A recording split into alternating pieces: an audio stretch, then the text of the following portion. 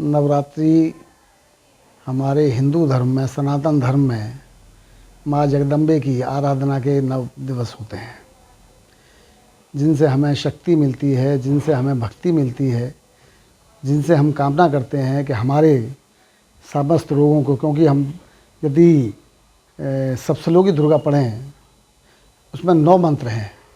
रोगान शेषान अपहंसी दुष्टा तू का मान सकल अभिष्ठान त्वमेव सर्वनाम विपन्ना नाम। तो वहाँ हम रोगों से छुटकारा पाने के लिए इस मंत्र को पढ़ते हैं, हम समृद्धि के लिए पढ़ते हैं, हम माँ का आराधन करते हैं कि हे माँ, हमें इन समस्त दुखों से, रोगों से, कष्टों से, पीड़ा से बचा के रखना, उसके लिए हम व्रत रखते हैं। दूसरा एक ये है कि हमारे यहाँ व्रतों का एक आयुर्वेद के हिसाब से देखा जाए, हम जितना व्रत करते हैं, हम कम से कम खाते हैं, तो हमारी जितने भी शरीर के जो पाचन क्रिया है वो मजबूत होती है। साल में 2 नवरात्रे आते हैं, शारदीय नवरात्रे और उसके बाद में चैत्रीय नवरात्रे। दोनों आप देखिए, दोनों में ऋतु परिवर्तन है। जैसे जैसे ऋतु परिवर्तन होता है वैसे वैसे हमारे शरीर के अंगों के, हमारी पाचन शक्ति पर कहीं ना कहीं दुष्प्रभाव पड़ता है। तो अब ये हमारे समय बीता है, बारिश का समय बीता है, इसमें हमारी जठराग्नि बड़ा काम करना शुरू कर देती है। उससे दूर करने के लिए हम व्रत रखते हैं, साथ में हमारी भक्ति भी होती है, हमारा शरीर भी स्वस्थ होता है। विजयदशमी पर्व पर मैं सभी देशवासियों को अखिल भारतवर्षीय ब्राह्मण महासभा दिल्ली प्रदेश की तरफ से बहुत बहुत शुभकामना देता हूँ, बधाई देता हूँ। साथ में राहुल जी, एक बात और कहना चाहूँगा कि गीता में भगवान कृष्ण ने कहा, यदा यदा ही धर्मस्य ग्लानिर्भवति भारत अभ्युत्थानम अधर्मस्य तदात्मानं सृजाम्यहम्। अर्थात कि जब जब पृथ्वी पर अधर्म बढ़ता है तो धर्म की स्थापना के लिए मैं अवतरण लेता हूँ। तो इसका मतलब एक ये है कि हर युग में, यदि हम त्रेता में बात करें तो भगवान राम ने लिया, द्वापर में कहें तो कृष्ण ने भी किया, क्योंकि कृष्ण ने द्वापर में ही कहा है, ये संदेश दिया है। उससे पहले सतयुग में देखें, सतयुग में भी चाहे वो वराह अवतार हुए हों या नरसिंह अवतार हुए हों, हिरण्याकश्यप का वध किया, राम ने राक्षसों का वध किया, कृष्ण ने द्वापर में कंस और दूसरे बचपन में बहुत सारे उनका वध किया। किंतु एक समझ में नहीं आता, आज तक मैं नहीं समझ पाया राहुल जी, कि केवल का नाम है हम त्रेता के उदाहरण को लेकर के चलते हैं। क्या दूसरे युगों में दुष्ट में भगवान ने जो अवतरण लिया, क्या दुष्टों का विनाश नहीं किया?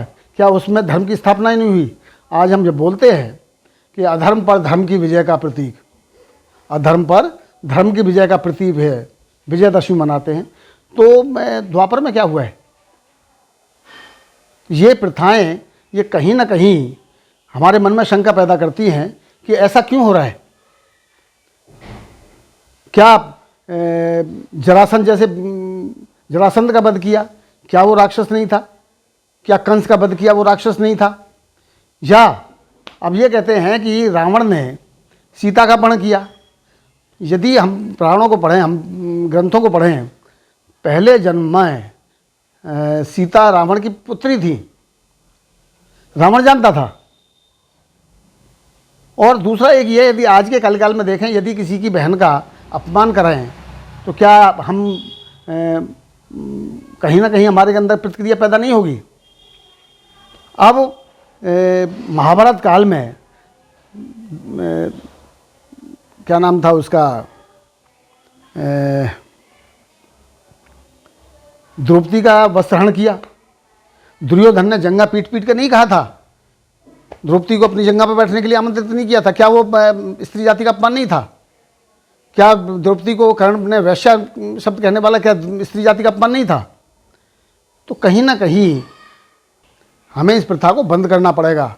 आज हमारे सामने रावण बहुत सारे हैं, हमारे सामने महंगाई रूपी रावण है, हमारे सामने अत्याचार रूपी रावण है, हमारे सामने बहुत सारे ऐसी समस्याएं हैं जिनके समाप्त करने की आवश्यकता है।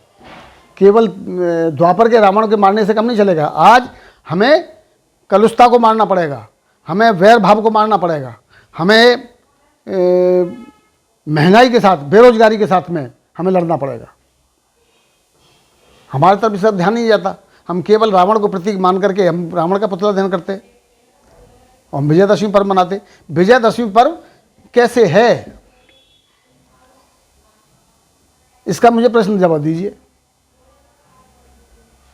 आप पत्रकार हैं, आप पूछिए लोगों से, भाई क्यों मनाते? द्वापर को हम क्यों नहीं उदाहरण लेते हैं? कंस को हम क्यों नहीं राक्षस मानते हैं? कंस का भी तो पुतला फूटना चाहिए, दुर्योधन का भी तो पुतला फूटना चाहिए। बाकी रामनवमी आने वाली है, रामनवमी की, नवरात्रों की बहुत बहुत हार्दिक बधाई, शुभकामनाएं। विजयदशमी पर्व की बहुत बहुत शुभकामनाएं। विजयदशमी पर्व को हम बड़े हर्षोल्लास के साथ बनाएं, किंतु हम इस बात पर जरूर मंथन करें कि क्या हम द्वापर का, त्रेता के उदाहरण के साथ हम विजयदशमी पर्व मनाएंगे?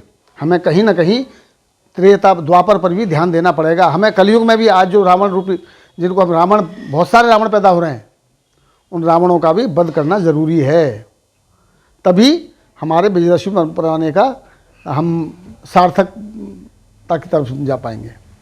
बहुत बहुत बधाई, बहुत बहुत शुभकामनाएं।